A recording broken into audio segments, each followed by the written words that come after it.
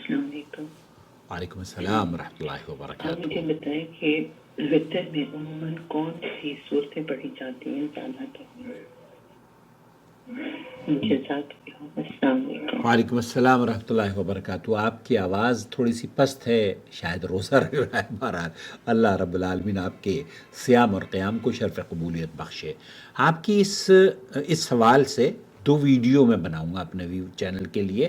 پہلی تو یہ کہ ویڈیو جو آپ دیکھ رہے ہیں نماز کا، وطر کی نماز کا صحیح طریقہ اور اس میں کون سی صورتیں پڑھنی چاہیے۔ نمبر دو، جو ویڈیو میری ہوگی وہ ہوگی کہ وطر کی نماز میں 7 ایسی غلطیاں لوگ کرتے ہیں جنہیں نہیں کرنی چاہیے، غلط فہمی ہے، ان کی اصلاح کی ضرورت ہے۔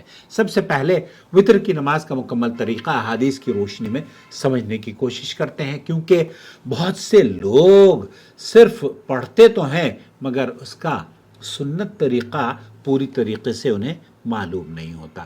سب سے پہلے بات یہ سمجھ لیجئے کہ وطر کم از کم 1 رکعت بھی ہو سکتا ہے۔ وطر کی 1 رکعت بھی اللہ کے رسول صلی اللہ علیہ وسلم سے ثابت ہے۔ رسول اکرم صلی اللہ علیہ وسلم نے فرمایا الوتر رکعۃ من آخر اللیل، وطر رات کے آخر میں 1 رکعت ہے۔ صحیح مسلم کی یہ حدیث ہے۔ اسی طرح آپ علیہ الصلوۃ والسلام سے 3، 5، 7، 9 اور 11 وطر پڑھنا اللہ کے رسول صلی اللہ علیہ وسلم، 7، 9 رکعت پڑھنا بھی اللہ کے رسول صلی اللہ علیہ وسلم سے ثابت ہے۔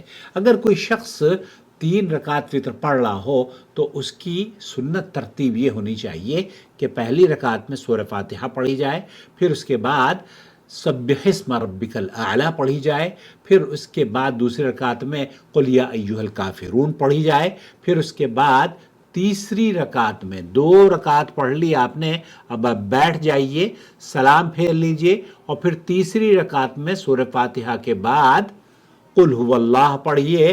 اس طریقے سے آپ کی 3 رکعت کی نماز پوری ہو جائے گی۔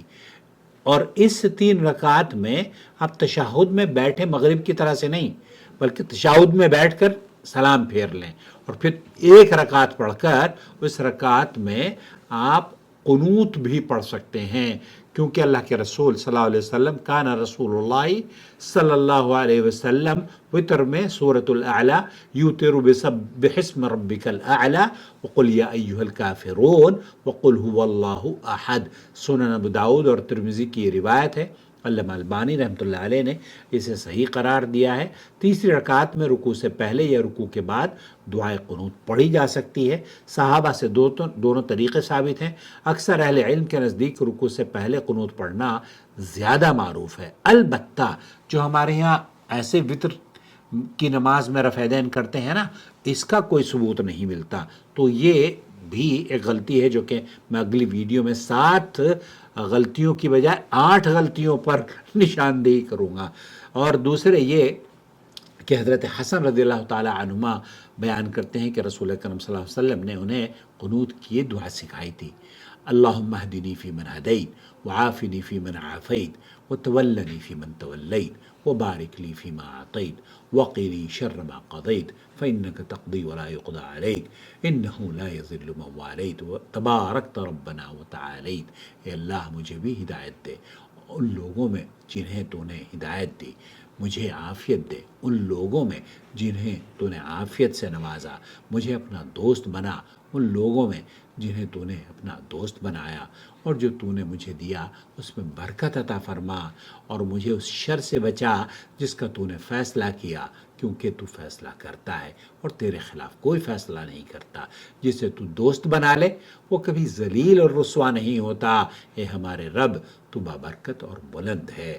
وطر کے آخر میں سلام پھیرنے کے بعد اللہ کے رسول صلی اللہ علیہ وسلم سے ثابت ہے سبحان الملک القدوس، یہ الفاظ 3 مرتبہ پڑھا کرتے تھے، سبحان الملک القدوس، اور 3 مرتبہ میں بھی جو تیسری مرتبہ ہے آخری مرتبہ اس میں تھوڑا سا بآواز بلند اللہ کے رسول صلی اللہ علیہ وسلم پڑھا کرتے تھے سبحان الملک القدوس سبحان الملک القدوس۔ سبحان الملک القدوس پاک ہے وہ ذات، وہ بابرکت ذات اللہ وحدہ لا شریک، نہایت مقدس۔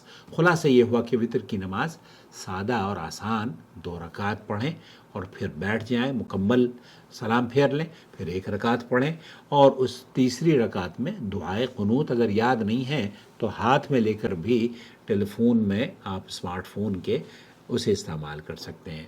ایک اور چیز یہ کہ یہ تو مسنون عمل ہے، کبھی اللہ کے رسول صلی اللہ علیہ وسلم معوذتین بھی پڑھا کرتے تھے، اور اگر آپ قرآن کریم کی کوئی دوسری صورت پڑھنا چاہتے ہیں فبہا، تب بھی جائز ہے۔ یہ ضروری نہیں ہے کہ سبح اسم ربک الاعلی یا قل یا ایھا الکافرون اور قل ھو اللہ آپ پڑھیں، بلکہ آپ پورا قرآن میں ما تیسر من القرآن آپ پڑھ لیجئے۔ اللہ تعالیٰ آپ کی وطر کی نماز کو قبول فرمائے، آمین یا رب العالمین۔